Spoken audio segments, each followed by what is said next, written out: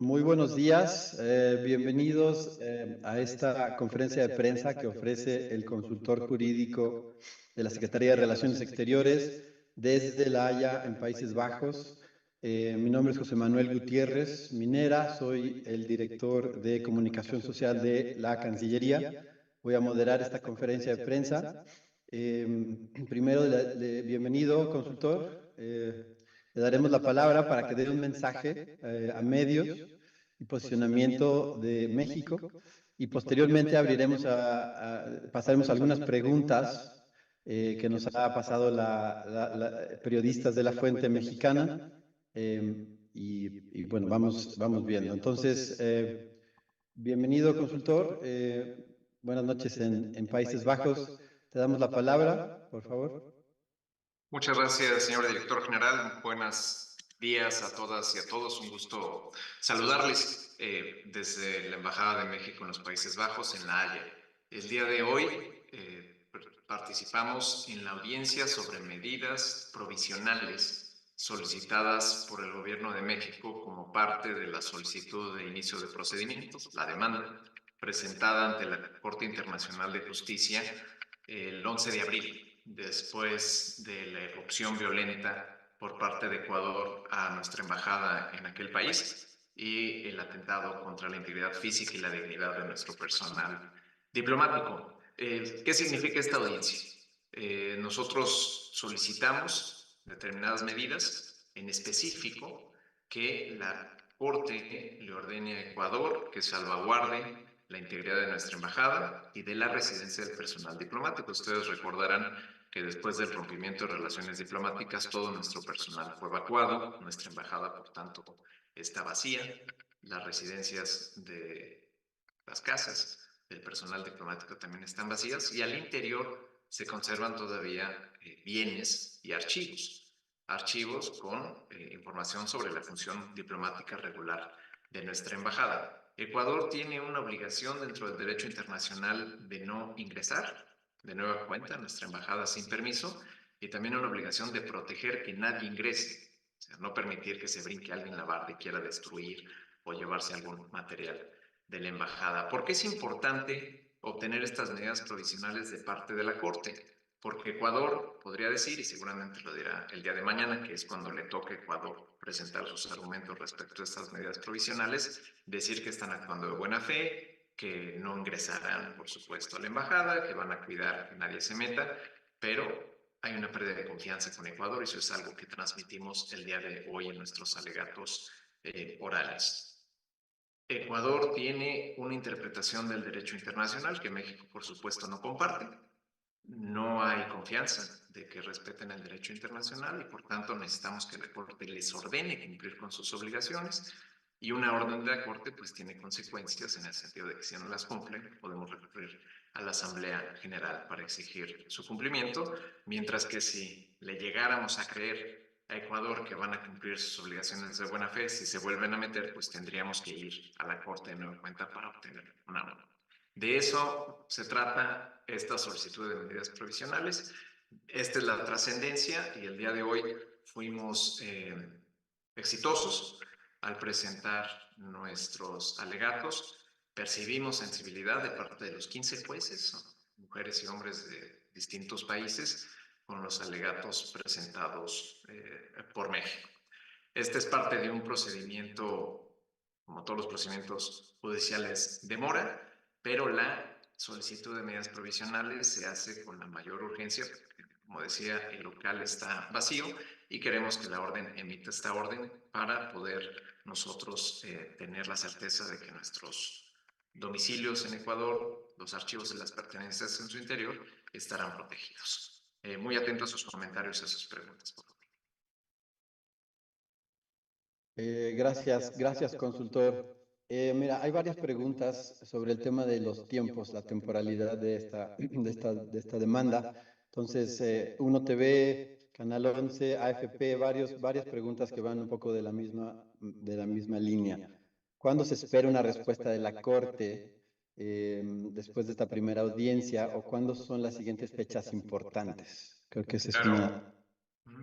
Siguiente fecha importante, el día de mañana, Ecuador tiene la oportunidad de presentar sus alegatos. Esta corte tiene muchos más formalismos que una corte nacional. Entonces, el día de hoy México presentó sus argumentos, Ecuador lo hará el día de mañana, ya con todos los elementos, tanto los alegatos orales como las documentales. Ambas partes presentan sendas carpetas con información y alguna evidencia únicamente sobre la solicitud de medidas provisionales y no el fondo. El día de mañana la audiencia para escuchar Ecuador, un par de semanas para que la Corte resuelva sobre si otorga o no las medidas provisionales y si las otorga en la dimensión solicitada por México, en una muy reducida o en una más amplia. Eso podría suceder en las próximas semanas. Sobre el fondo del asunto, hacer referencia que en el caso Avena, que cumplió 20 años de que se litigó ante esta misma Corte Internacional de Justicia, después de la presentación de la demanda inicial, la Corte, después de 6 meses, le pide a México que presente su memoria, es decir, esto es un documento con información más amplia para presentar sus alegatos, sus evidencias, y luego la Corte le da 6 meses a la contraparte para responder lo que presenta México. Eso quiere decir que estaríamos ya entrando a la revisión del fondo del asunto, noviembre, diciembre de este año, y una audiencia para escuchar alegatos orales en el fondo del asunto, enero o febrero de este año. Hay una consideración a tomar y con mucho gusto ampliaré en un momento. Ecuador presentó el día de ayer una demanda respecto a su alegato es que México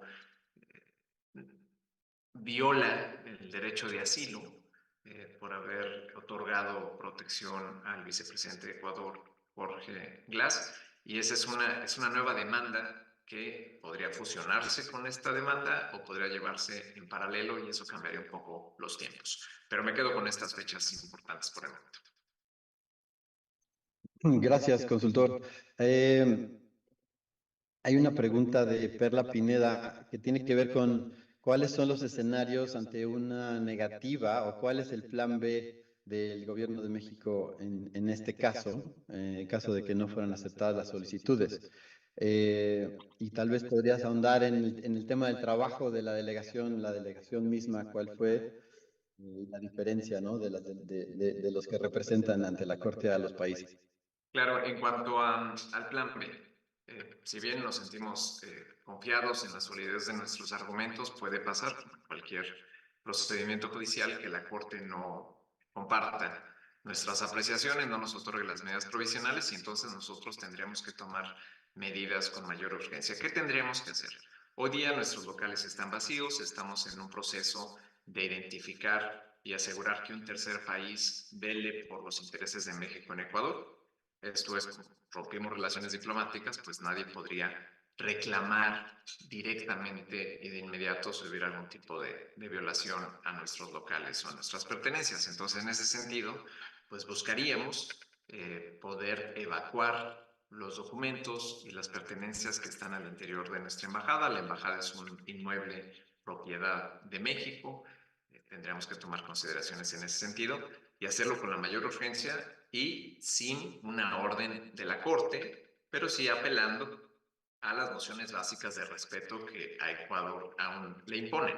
Entonces, en realidad no sería un plan B en el sentido de recurrir a otra Corte, sino simplemente hacerlo con o sin la orden. ¿Por qué es importante tener la orden de la Corte? Pues para darle más certeza al gobierno de México de que al ir a Ecuador podremos realizar estas labores de evacuación y cierre de la embajada de manera más segura, que nos cubriría una orden de la Corte Internacional de Justicia.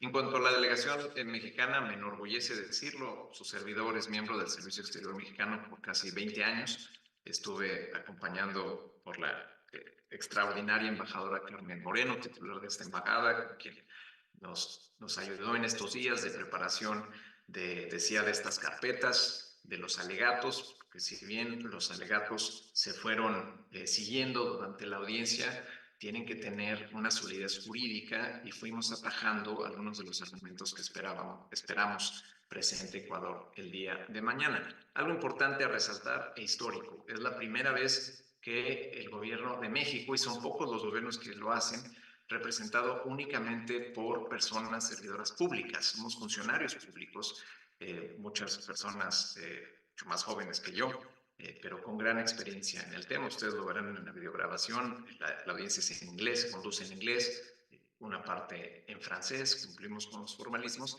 Importante destacar que esto es una transformación en cuanto a la justicia internacional, porque usualmente los países recurren a un puñado de despachos que existen en el mundo que llevan este tipo de litigios, y como son pocos, aprovechan para hacer cargos pues extraordinarios, ¿no? Entonces, solo destacar que el gobierno de México, y México tiene a personas servidoras públicas con la suficiente experiencia y solidez como para llevar a buen puerto estos litigios, como se demostró el día de hoy. Muy bien, muchas gracias, consultor. Entendemos que tienes actividades en unos minutos, así que trataremos de ir cerrando. Un par de preguntas más. También una pregunta de Uno TV. Preguntan cuál es la opinión de México sobre la denuncia de Ecuador contra el diplomático Canseco, contra nuestro colega Canseco. Y aprovechando de una vez también una pregunta sobre cuáles son las cosas que se mantienen al interior de la embajada aún, y también preguntan sobre quién las resguarda o qué estamos haciendo para resguardarlas o a quién le corresponde esta actividad. Claro, me refiero primero a nuestros locales. El derecho internacional todavía obliga a Ecuador. El mismo Ecuador ha dicho, yo ya no me voy a meter, ya puedes venir por tus cosas, no me meto, no vuelvo a violar, no dicen, perdón, vuelvo a violar tu embajada, es una cuestión que estamos litigando, pero dicen, puedes venir por tus cosas, aquí van a estar protegidas, nadie les va a hacer daño. ¿Qué tenemos ahí? Pues los archivos regulares de una embajada. Hemos tenido relaciones con el Ecuador por más de 50 años. Entonces es todos los archivos, los antecedentes, la oficina de la embajadora, y es información de la función diplomática. ¿Qué puede existir también al interior y que puede resultar del interés del Ecuador? La información que utilizamos para analizar la petición de asilo diplomático, de asilo político de Jorge Glass. Eso seguramente, y lo dijimos el día de hoy, puede ser de interés de algunas personas en el gobierno del Ecuador. Por eso es tan importante recabar todo eso y, por supuesto, las pertenencias de nuestro personal diplomático, que sin ninguna culpa tuvo que retirarse de ese país de manera súbita. ¿Qué pensamos de las denuncias, de la denuncia presentada contra el ministro Roberto Canseco? Forma parte de una estrategia, me imagino, del gobierno de Ecuador, así como presentar una demanda tardía contra el asilo otorgada a Jorge Glass. Lo pudieron haber hecho mucho antes, y por supuesto mucho antes de brincar la barda y romper en nuestra embajada. Ahora se habla de una denuncia en contra del ministro Canseco por obstrucción de la justicia. Y aquí solo relatarles un poco de la audiencia. Presentamos el video que todos ustedes conocen, el video donde se ve cómo empujan y le apuntan al ministro Canseco, cómo lo someten de rodillas, y el gesto de las juezas y de los jueces de desaprobación, de rechazo ante esta flagrante violación al derecho internacional, pues deja ver que no hay una obstrucción de justicia, y es más una forma de tratar de modificar la narrativa sobre los hechos que son contundentes y representar una violación de Ecuador a sus obligaciones internacionales. Gracias, consultor. Tal vez para cerrar con una última pregunta y un mensaje tuyo sobre este tema. Preguntan si esta demanda de Ecuador, que presenta Ecuador, puede entorpecer nuestra propia demanda o no. Y ahí con eso. Claro. Es interesante porque Ecuador contrata a despachos y a personas no ecuatorianas a que lo representen con muchísima experiencia, y esta demanda que presentan el día de ayer pues, forma parte de la experiencia que tienen. La presentan a la última hora del día lunes, cuando saben que nos estamos preparando para la audiencia de medidas preliminares, donde seguramente generaría ruido. A nosotros, como es evidente, no nos generó mayor distracción en nuestra estrategia, porque fuimos victoriosos en esta audiencia de medidas provisionales. ¿Qué puede pasar? Que Ecuador, y eso seguramente lo hará el día de mañana, va a tratar de llevar la conversación a que México es culpable de otorgar el asilo y, por tanto, existe una justificación para ingresar a la embajada.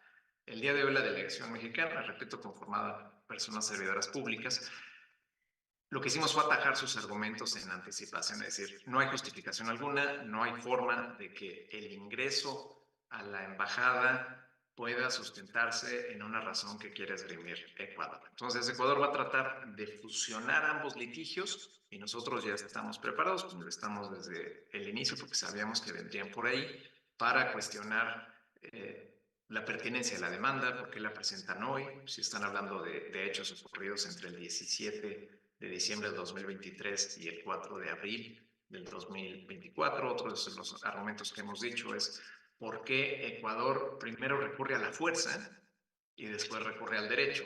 Usualmente es a la inversa, agotas el derecho y si ya no hay espacio, bueno, después puedes justificar de agoté todos los recursos a mi disposición y como no tuve resolución, recurrí a la fuerza. Entonces, con estos elementos estoy seguro que nos puede tomar tiempo, nos puede hacer trabajar un poco más, pero dudo mucho que pueda vulnerar los argumentos tan sólidos que tiene México respecto a que tenemos razón en cuanto a las violaciones de Ecuador al derecho internacional. Pues muchísimas gracias, consultor. Agradecemos tu tiempo. Sabemos que lo tienes restringido y tienes muchas actividades allá aún. Con esto concluiríamos entonces la conferencia de prensa, a menos que tuvieras algún mensaje final que dar. Y agradecemos también a todo el equipo allá presente por el momento histórico que están viviendo. Mucha suerte y nos vemos de regreso en México. Muchas gracias, señor director general. Saludos a todas y a todos.